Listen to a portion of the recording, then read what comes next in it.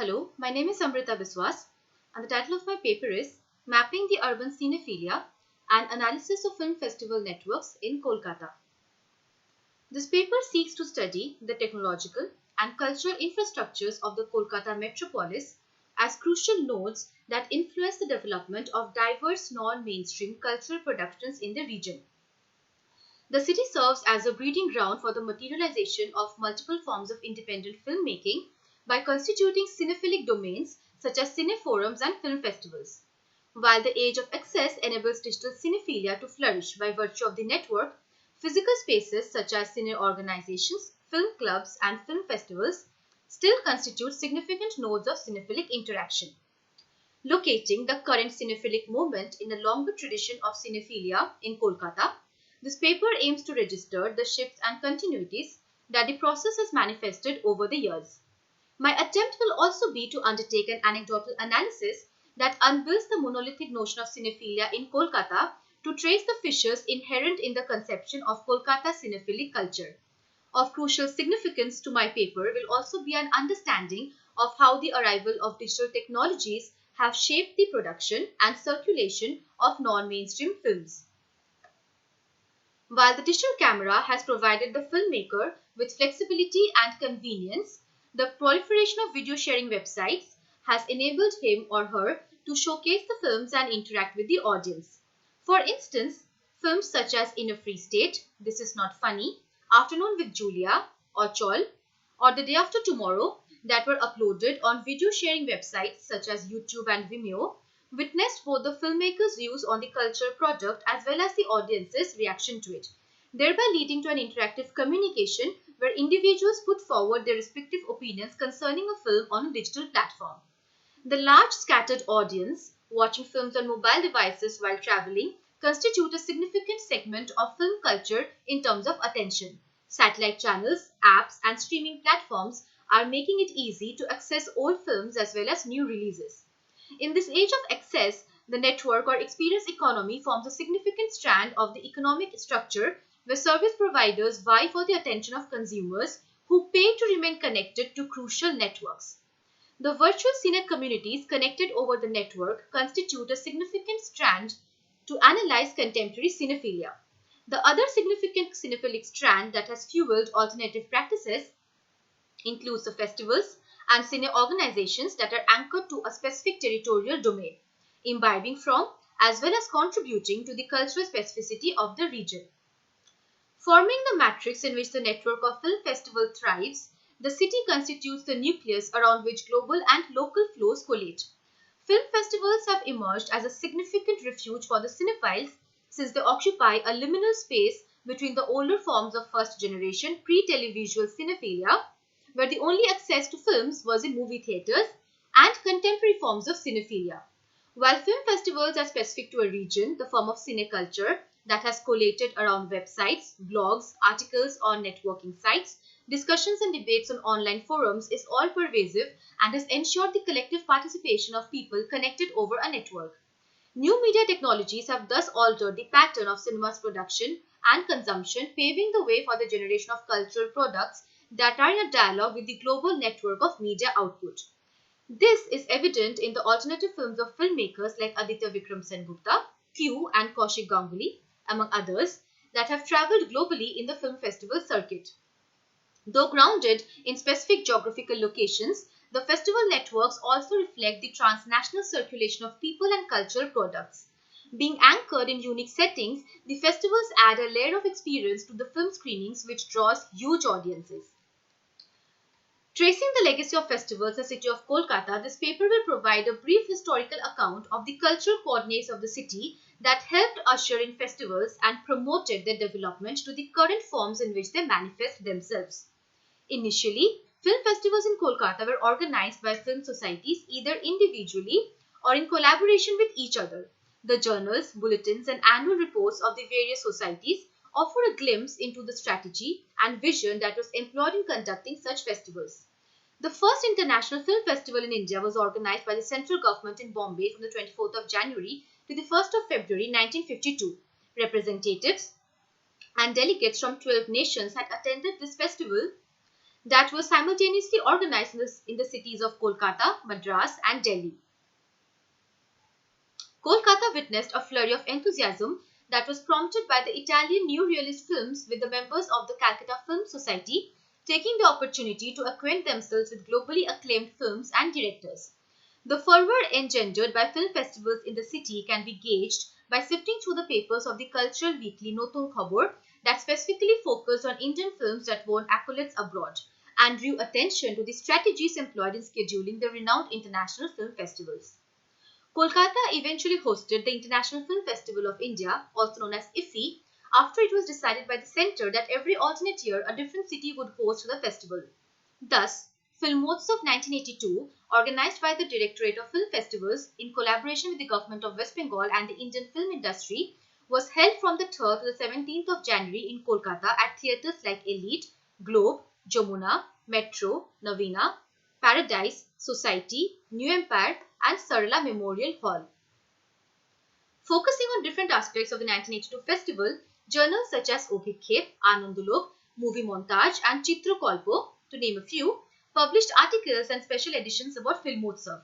Anandalok's issue dated 2nd January 1982 featured articles by Mrinal Sen, Sham Benegal, Basu Bhattacharya, Tapan Sinha, and Girish Karnad, among others, that critically delved into diverse facets of the festival, stating that the 1952 festival had been a watershed moment in the cultural history of Kolkata.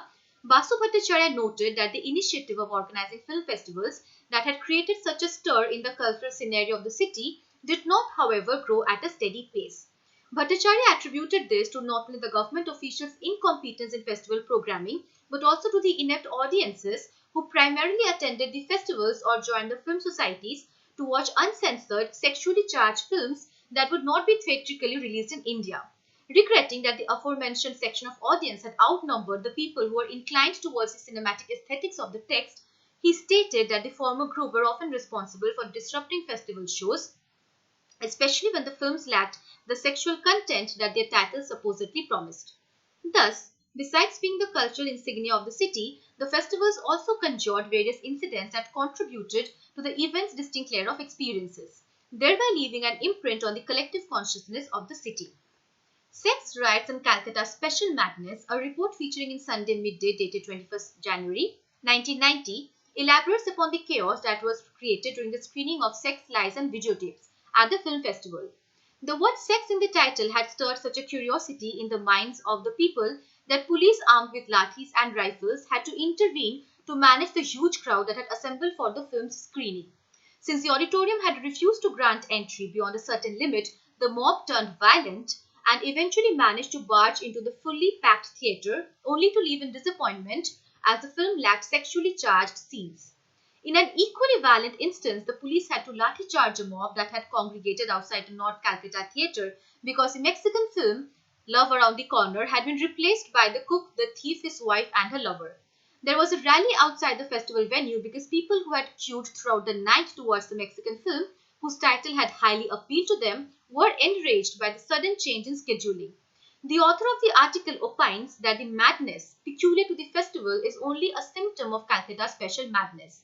The article narrates interesting anecdotes surrounding the festival screenings that evoke the ambience that the 1990 festival created in the city. It is necessary to undertake an analytical journey through such anecdotes to comprehend the different motivations that the audience had in attending film festivals. These anecdotes act as significant ruptures in the monolithic conception of the city's cinephilia that helps shed light on the multiple dimensions that cinephilic cultures and institutions encapsulate. This paper will thus focus on the unique cultural arena that has emerged in Kolkata with the growth of film festivals such as Kolkata People's Film Festival (KPFF), Little Cinema International Festival, and Kolkata International Film Festival or KIF. While KIF is an enterprise managed by the government of West Bengal to encourage global cultural transactions as well as to present the city of Kolkata as a kinetic space that encourages prolific cinephilic engagement, KPFF, organized by People's Film Collective, renders prominence to voices that counter the exploitative impulses of the state. Besides screening films, KIF organizes diverse cultural events that are aligned with the discursive regime of the festival, attempting to create a symbiotic space where ideas and opinions about films can be exchanged. Interestingly, The festival reinvents itself over time so that it remains culturally relevant and significant. For instance, the festival organizes exhibitions at the non-known premises that usually carry a significant contemporary link, acquainting the local audience with globally renowned auteurs and artists. The inauguration of KIF has recently turned into a star-studded affair that attracts significant media attention, with news channels often live telecasting it. Having been organized at London till 2010, the ceremony was shifted to Netaji Indoor Stadium in 2011 after Mamata Banerjee became the chief minister, and it was imbued with a certain glitter and glamour by inviting Bollywood stars for delivering the keynote address. Stating that the infusion of Bollywood glitz into the ceremony displays the interest of the authorities to introduce a high glamour quotient into the festival spirit, the initiative has been criticized by the organizers of Kolkata People's Film Festival, a festival that consciously refrains from aligning to governmental or corporate interests. Looking at film festivals through the prism of notions about proletarian public spheres, alternative counter-publics, and public spheres that articulate critically with the mass industrial cultural productions, Cindy Wong states that by constituting a public domain where citizens can associate and engage in discursive practices, film festivals create a space that resembles the traditional bourgeois public sphere. Though film festivals are never pure public spheres as defined by Habermas, their themes of national identity and international relations can certainly echo the most Habermasian of global domains. Wong argues that certain film festivals, by promoting cinemas that render expression to distinct experiences and public or political concerns, form counter-publics where conventionally repressed thoughts are discussed and explored. KPFF, organized by PFC, constitutes such an alternative counter-public that, being iconoclastic in its charge, offers the scope to engage with films that critique the repressive mechanisms of the state-corporate nexus. The Facebook web page of KPFF describes it as a no-sponsorship, people-funded film festival organized on the maxim of people's culture with people's support, which means it is organized fully by individual contributions from people and by voluntary labor and planning of film society activists and the film audience. KPFF focuses on documentary and other cinema which is people-centric and hopes to create a platform where activists, filmmakers, audiences meet to watch and discuss films together and exchange dialogue on the burning political and social issues of the day. Ever since its inception, KPFF has provided a platform where films can critically reflect on the society and polity, inquiring into possibilities latent in the medium itself. Challenging the ideological stasis, KPFF attempts to usher in a vibrant, democratic and shared space of camaraderie, besides fostering a vision for alternative media matrix. In an interview conducted on the 28th of January 2017, Kasturi Basu, while commenting on KPFF's stance towards KIF, stated that KIF has just been reduced to a star-studded glamorous affair that lacks the involvement of ordinary people from the city.